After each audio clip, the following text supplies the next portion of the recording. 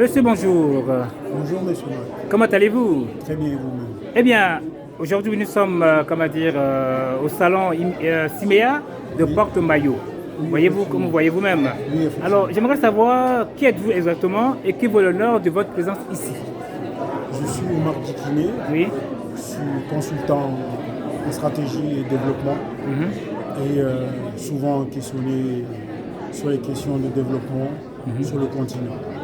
Et mon honneur, ce qui me vaut honneur d'être présent parmi vous aujourd'hui, c'est que c'est des questions qui sont saisies D'accord. et qui sont des réalités du continent parce qu'il faut bâtir, il faut développer, il faut construire. Et construire, ça prend du temps, il faut des plans. D'accord. Et en tant que consultant en stratégie, je suis là, à ce titre par ailleurs, et chargé de mission du bureau d'études de 10H10.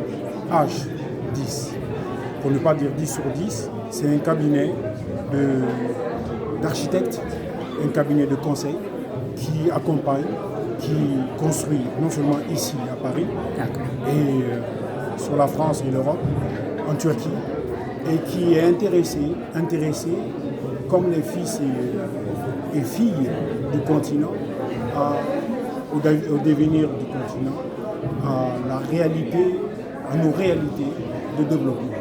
Et donc je suis là dans ce cadre-là. D'accord, c'est vraiment touchant. Alors, quel conseil donneriez-vous à la jeunesse? Parce que la plupart sont dans la loisiveté. Alors, est-ce que ce ne serait pas mieux pour eux de venir s'investir pour demain, pour leur devenir, que d'être souvent sous la toile à faire des... Là, vous faites appel à une autre casquette de ma personne qui est le formateur. D'accord. Donc, en tant qu'ancien de la Cité des sciences et de l'industrie ici, précisément de la Cité des métiers, D'accord. je dis d'abord à nos décideurs, avant de parler à la jeunesse, puisque l'impulsion doit venir de là, de là-haut, des autorités, d'investir dans la formation.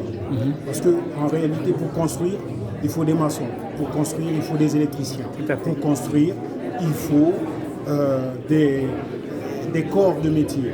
Et un pays, un continent ne peut pas se développer sans l'artisanat.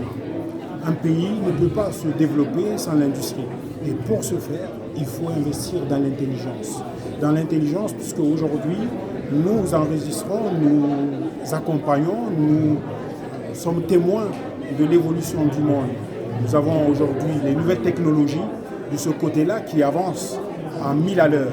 Nous devons, avec l'atout que nous avons, et vous avez bien fait de parler de la jeunesse, parce que nous avons un continent jeune et la démographie est un atout dans l'économie, nous devons investir dans la formation des métiers divers et variés, surtout les métiers indispensables pour pouvoir prendre cet essor. Bien. Alors, c'est marrant parce que nous avons un doyen malien qui est passé sur le panel, qui nous a tous séduits en disant que souvent les Africains, au lieu de s'investir, ne pensent toujours que ce soit la faute des autres. Et comment ça se fait que les Libanais, les Français, quand ils vont en Afrique, arrivent à prendre des initiatives? Pourquoi les Africains eux-mêmes ne prennent pas des initiatives dans leur propre pays? Ah là, c'est l'autre aspect Ma du foi. coach, Yeah. puisque je préside par ailleurs le cabinet qu'on appelle Strategy Consulting and Coaching. Le stratège a parlé. Maintenant, le coach, il va s'exprimer. C'est qu'en tant que coach, nous avons tous, Africains, à lever les leviers qui nous freinent.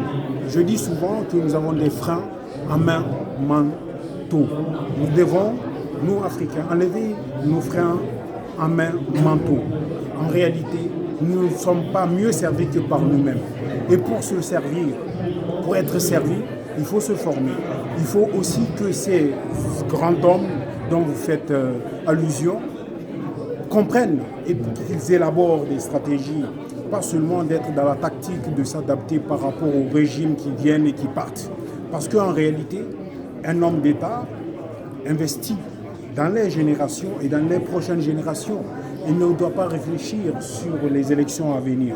Et ces hommes d'affaires, ces hommes, ces argentiers, ces hommes du monde des affaires africains doivent aujourd'hui investir sur des intelligences, des personnes qui sont dans la stratégie, des personnes qui sont dans la formation, pourront les accompagner parce qu'eux-mêmes, ils sont confrontés aujourd'hui à une réalité de ce qu'on peut appeler la problématique des ressources humaines. C'est pour cela le slogan de mon cabinet, c'est solutions humaines. Nos solutions africaines ne seront que humaines. Nous devons mentalement travailler sur nous-mêmes, connaître notre histoire, connaître notre imaginaire. Parce qu'en réalité, même le bâtiment, doit avoir des codes à respecter, doit intégrer notre culture, doit intégrer notre environnement. L'écosystème économique doit être adapté parce que l'économie, c'est quoi? Ce n'est que la gestion de la maison, c'est l'organisation des ménages, de la distribution et le partage des richesses. Donc les ressources naturelles que nous avons, nous devons d'abord employer nos énergies à investir dans les ressources humaines pour que nous puissions exploiter à bon escient nos ressources naturelles et surtout sortir de ce mental de oui, c'est les autres qui font toujours, c'est eux qui nous freinent, c'est eux qui nous bloquent. En réalité, le frein à main, il est mental. Et pour cela, il faut des modèles. Il faut des modèles. Ces modèles peuvent être ces hommes qui s'exprimaient tout à l'heure dans l'élaboration. S'ils sortaient de ce qu'on appelle la tactique et être dans la stratégie, ça leur permettrait de pouvoir élaborer des phases. Que ce soit non seulement des phases de formation, mais aussi des phases d'information et de transformation en réalité. Et c'est ce qui va nous permettre de pouvoir outrepasser le frein psychologique, le frein de ce qu'on appelle aujourd'hui de la psychologie de victime. D'accord.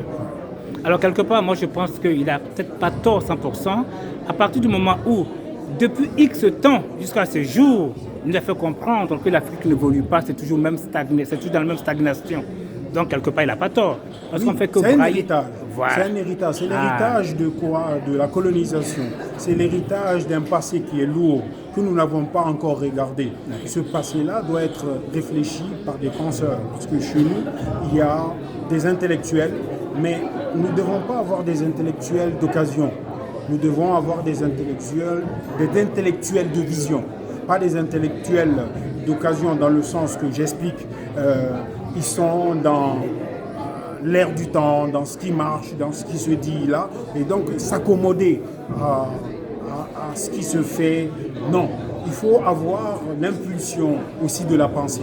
Je parlais tout à l'heure de l'impulsion politique, mais il faut aussi avoir l'impulsion de la pensée qui élabore des stratégies, parce que la stratégie, c'est la réflexion. La stratégie suppose le temps de maturation. Et après, la mise en planification, la mise en route maintenant, avec des feuilles de route bien déterminées de ces actions. Et avec un temps bien défini. Parce qu'une stratégie bien réfléchie, c'est de l'argent bien investi. Les Africains, on a de la richesse. Cette manne financière qui se retrouve ailleurs doit servir au pays, doit ne pas seulement être exploité par les uns et les autres, qui à supposer, certains vont se lamenter. Merci bien. Alors juste, je ne sais pas si j'ai bel et bien entendu. Présentez-vous en quelques secondes. Vous êtes monsieur Oumar Djikine. Effectivement, vous êtes consultant en stratégie et développement et formateur. Côté Guinée, hein? Guinée, Mali, Côte d'Ivoire, Congo, l'Afrique. Récemment, j'étais au Congo sur la thématique de la technologie et les banques, les finances. Et non seulement nous avons à cœur que l'Afrique puisse avoir des cercles de réflexion, parce que c'est ce qui permet aussi les think tanks que nous puissions prendre le pas de l'avant et réfléchir sur des actions qui sont vraiment comme celle-là. C'est des actions concrètes. Dieu merci. De Madame Fatima Fakri. Et moi, je me présente, je suis monsieur le régulateur. Merci à vous de nous avoir invités à apparaître sur vos écrans. Merci bien. Alors, permettez-moi qu'on se dise au revoir tous les deux. Alors, merci bien, on se serre la main. Et merci bien à vous et que Dieu bénisse l'Afrique. Amen. Au revoir. Merci. De rien. Merci.